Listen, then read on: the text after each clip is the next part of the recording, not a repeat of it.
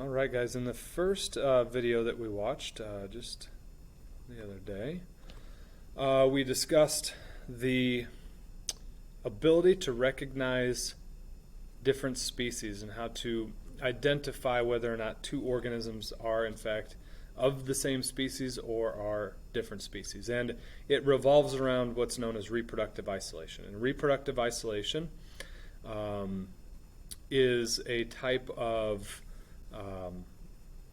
includes types of barriers that get in the way of these organisms producing viable fertile offspring. Now, we didn't get totally into how we create these different species. Hold on here. Okay, let me pause this. Okay, I got it working again. Didn't get into how these organisms ultimately turn into different species, but that's what we're going to talk about here today, at least a little bit. So this title slide says speciation can take place with or without geographic separation. And that's one of the ideas that we're going to center our attentions on, is this geographic separation. But speciation events can occur when a population is still in the same geographic location. Okay, so speciation occurs in two different ways. First way you notice down here is titled allopatric speciation. That's the one we're going to talk about first. And the other way is called sympatric speciation. Okay, and you'll notice something different about these two pictures. Number one, what you have to identify here is that this is a singular population in one lake, and now we've got what looks to be two different populations and two different species in two different lakes, and in this one we've got one lake with two different species. Okay, so I think you can probably get the idea of what allopatric speciation is and what sympatric speciation is, but we're going to talk a little bit more detail about it. Allopatric means other country. Okay, so in allopatric speciation, the gene flow is interrupted when a population is divided geographically. Okay, there's some kind of geographic isolation that has occurred. Maybe, as if we saw in the previous picture here, there's been a land bridge that has formed here. Maybe there was some kind of climate change where it dried up the lake in the middle and then separated this original population.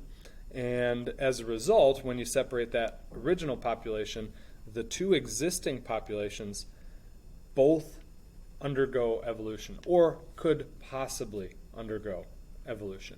Okay, so that's one thing you have to always remember, is that when you geographically isolate this original population, you cut it in half and make two singular populations.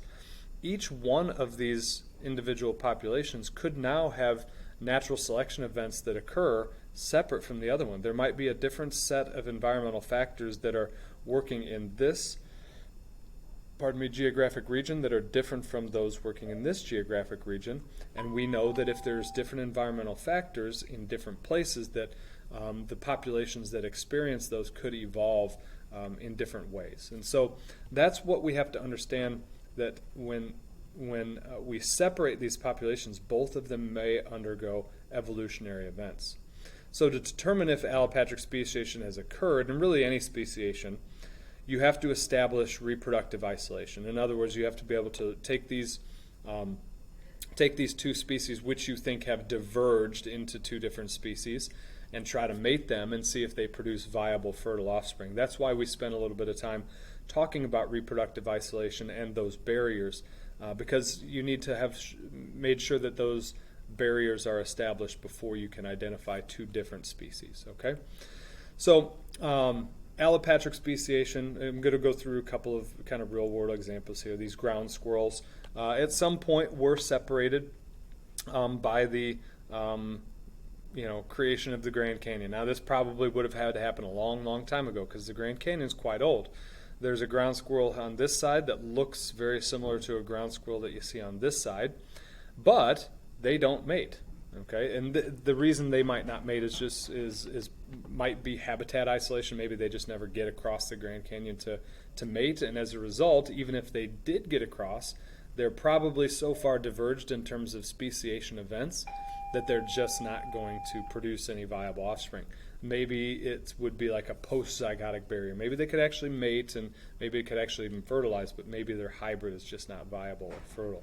So allopatric speciation, you see it happen on the rims of the Grand Canyon, kind of a cool situation. You can do this in a lab. You could do this with our little fruit fly buddies. Maybe we should have tried something like that. Probably would have taken a while, but they have run experiments to see you can do this in the lab with fruit flies. You have got an initial population of fruit flies here, and you take some of those fruit flies and you raise them on a medium of starch, okay, a type of sugar, and you take another section of fruit flies and you separate them and you raise them on a medium of maltose. Okay, so what we've done here is we've taken the original population, we've split it and put one section of it into one habitat or geography, which is a type of food in this case, and the other one into another type of food. And so after several generations of mating in these different mediums, they took individuals from each of these different colonies and mated them together, and overwhelmingly they found out that they have turned into different species based on what they eat. And so I'm not going to spend time hammering out this data set or explaining this data set. That's part of being a AP biology student, is that you can look at this and describe to me how it supports the fact that the flies raised on starch produced offspring that were different species than the ones raised on maltose. Okay, so take a minute, see if you can decipher the data set and gain some understanding of that. Then we've got sympatric speciation. The term sympatric means same country, and so contrary to what we saw with other country in allopatric speciation, these are speciation events that happen in the same geographic region, okay? Oftentimes in overlapping populations. And so sympatric speciation happens through polyploidy, happens through autopolyploidy, and also in habitat differentiation and sexual selection. So some of these are kind of abstract ideas to understand, and I'm really not going to spend a whole lot of time explaining them, because I think the College Board wants you to know that they exist, but not to have such a deep understanding of them that you can, spout it off and tell me every single detail about polyploidy or autopolyploidy. Okay, so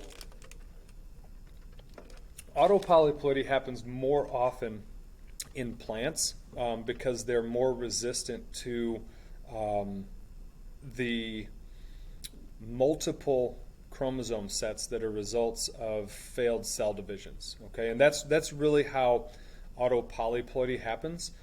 It creates a new species that has multiple sets of chromosomes. So if we see in this diagram here, the original species might be 2n equals 6, so there's 3 sets of 2 chromosomes, and we can see them shown here. And maybe let's say that there was some kind of non-disjunction event or something happened in cell division where you got an extra set of chromosomes for each of these. Maybe there was that weird cell division, and then it goes to form gametes, and then lo and behold, you get an offspring that is tetraploid compared to the original, which has 2n. This one now has 4n. And this happens, like I said, in plants because they can kind of resist this. Having these extra sets of chromosomes in animals or mammals is oftentimes very detrimental, to have extra sets of genes that are coding for extra things.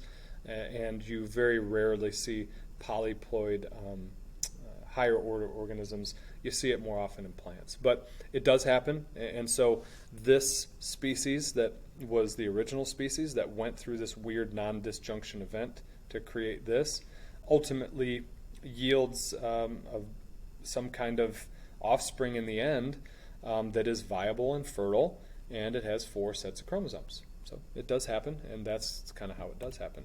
Allopolyploidy is a species with multiple sets of chromosomes derived from different species. And so this is kind of a weird one where you have species A and species B somehow mate with each other, and they've got 2 totally different numbers of chromosomes.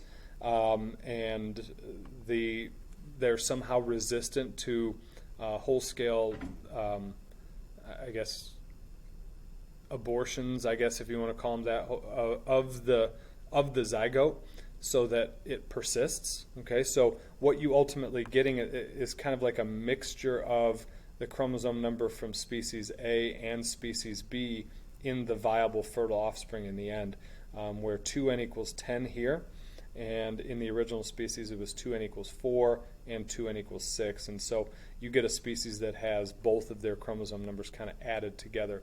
Again, it doesn't happen often because having that many extra chromosomes in like an organism or an offspring is very detrimental to that offspring, and oftentimes they're spontaneously aborted before they ever reach maturity or viability or fertility. Okay, so, but it does happen, so it's worth mentioning here that these are events that happen within the same population. It can just be a weird non-disjunction event or a weird mating event like this where the two populations are in the same area and they produce a viable fertile offspring that no one expected. Okay. Sympatric speciation also results from the appearance of new ecological niches. In cichlid fish, sympatric speciation has resulted from non-random mating due to sexual selection, and this one's kind of a weird thing in that it's kind of based on lighting. And under normal light, females of the first species that we see up here only mated with males of the same species, but under orange light, the females mated with other species, and so you have this kind of cross. Mating that wouldn't have happened otherwise, and the reason for this is because this orange color light has washed out the actual color, so they can't identify the different species, and so all they have to look at is the patterning of the bands, and so there was some kind of cross mating that happened here and creates those new species. Okay, adaptive radiation is also something that that we can talk about in terms of sympatric speciation. And adaptive radiation is the evolution of diversely adapted species from common ancestors when they're introduced to new opportunities. And so an example here is this bird. It's a weird picture. Maybe I should include a different one, but this bird here has seeds attached to its feathers, and this is a viable way of the seeds being dispersed into new environments so that they can occupy these new niches. And what will happen is that these seeds will be carried somewhere by this bird and ultimately dropped off in this possibly new habitat. And as a result, these new seeds will evolve in this new habitat, and they will possibly diversify in this new habitat as well. And let me fix this if I can. Bring this down.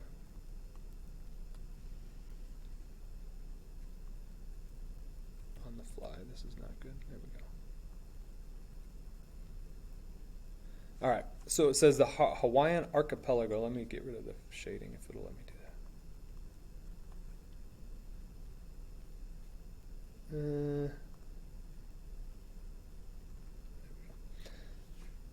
Back at it.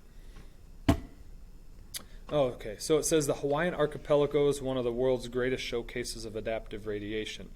What we actually see with adaptive radiation here is the formation of all of these different types of plants that we see here, and they all kind of originated from one singular common ancestor. And the reason that they evolved the way that they did, so for instance, this one on Kauai, I think it is, and this one from Kauai and Oahu, they were created this way because of a common ancestor seed that dropped in this new habitat. So for instance, the habitat in the Hawaii, big island of Hawaii, might be distinctly different from that of Oahu or Kauai, and as a result, this common seed would have turned into something totally different, as we see here. Okay, so adaptive radiation is the ability of these organisms to occupy new areas and evolve to these new areas in different ways than they would in other ecological niches. And so, like I said, each one of these different plants has evolved to inhabit the very specific ecological niche on each one of these different Hawaiian islands. So it's kind of a neat showcase of this adaptive radiation. All right, so that'll do it. That was a short one, but I'm going to come back with a third video that describes the tempo of speciation, and I think that'll be it for chapter 24. So I'll see you guys then.